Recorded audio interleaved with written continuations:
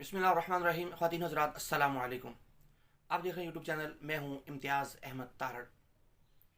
नाज़रीन किराम, यूँ तो वज़ीर आज़म पाकिस्तान ने इक़्तिदार संभालने के साथ ही इस बात का ऐलान किया था कि बैरून ममालिक जितने भी पाकिस्तानी कैदी हैं उन्हें फ़िलफ़ौर पाकिस्तान लाने के इक़दाम किए जाएँ। लेकिन 2.5 साल का अरसा गुजरने के बावजूद अभी तक उन कैदियों को पाकिस्तान नहीं लाया गया। हकीकत यह है कि हमारे हमसाया मुल्क भारत के अंदर कई पाकिस्तानी कैदी अब भी किस्मपुरसी की ज़िंदगी गुजार रहे हैं।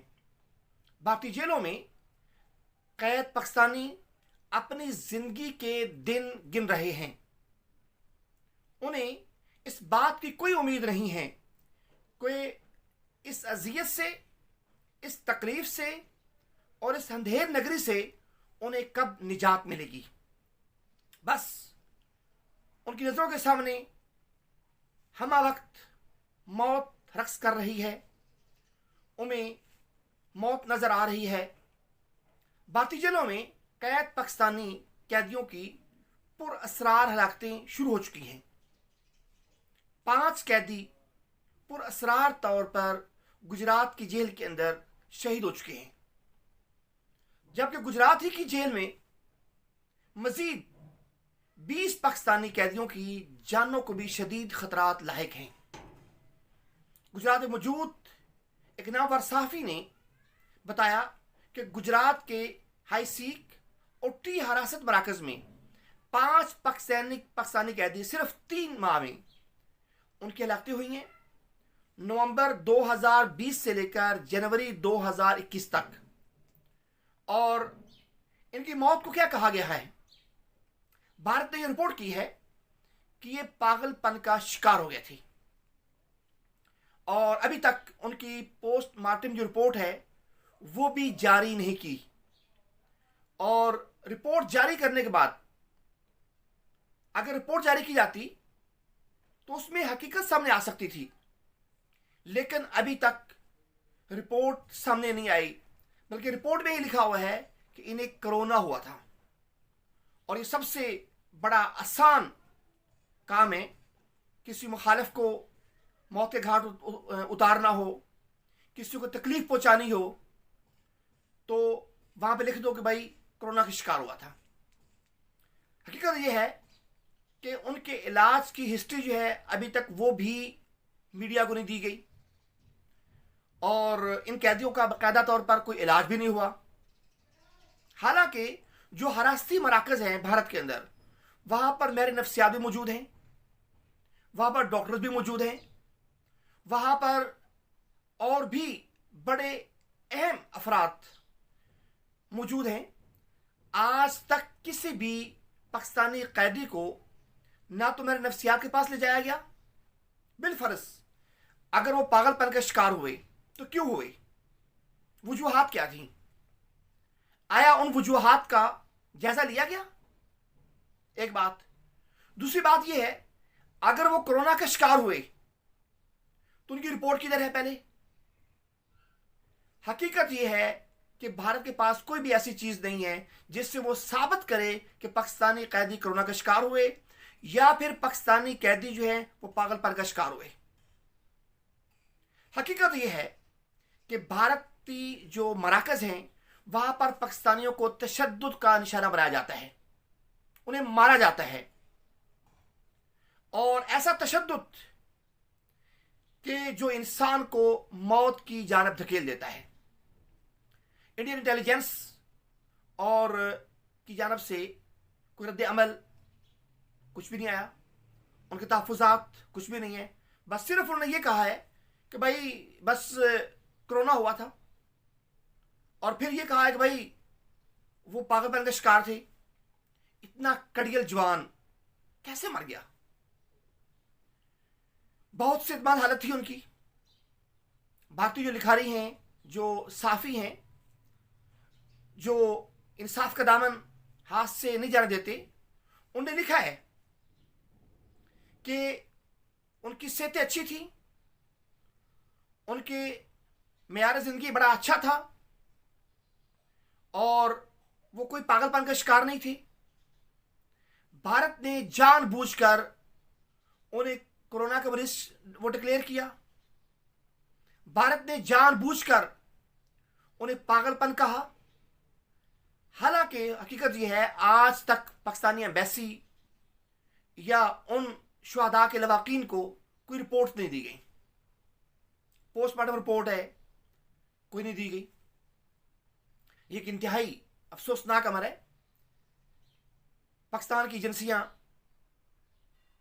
भी इस मामले को देखें, वजारत खारजा भी देखे, वजारत दाखिला भी देखे और खुसूसी तौर पर वजीर आजम पाकिस्तान वो भी देखें कि आखिर क्या हो रहा है। हमारे यहाँ जो भी भारत का कैदी होता है, हम उसको पांव पर चलता हुआ वो वाघा बॉर्डर क्रॉस करता है, जबकि भारत की जानब से कोई भी हमारा कैदी पांव पर चलकर आज तक नहीं आया। यहां पे तशद्दुद, मार कुटाई, किसी के पांव नहीं है, किसी का दिमाग ठीक नहीं है, किसी के बाकी आज़ा मफलूज है। ये एक सिलसिला आज से नहीं, एक अरसा दराज से जारी है। लेकिन हुकूमत पाकिस्तान इस पर कोई रद्द अमल नहीं देती। इंसानी हकूक की तंजीमें बिल्कुल खामोश है। इंतहाई अफसोस की बात है।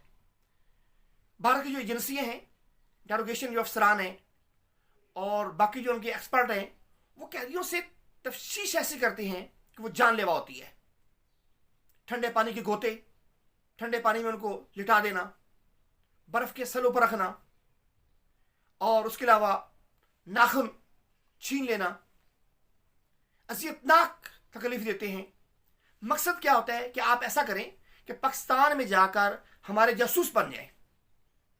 लेकिन इस धरती माँ के नौजवान जान दे देते हैं, मर जाते हैं, सब कुछ कुर्बान कर देते हैं, लेकिन उन्होंने कभी अपनी कौमी सलामती पर आंच नहीं आने दी। लेकिन हमारी हुकूमत पाकिस्तान इस मामले में बिल्कुल बेहिस है। इंतहाई अफसोस है, 5 नौजवान हमारे शहीद हुए, लेकिन हुकूमत पाकिस्तान ने कोई एहतजाज नहीं किया। वजारत खारजा बिल्कुल खामोश है, कुछ भी नहीं हुआ।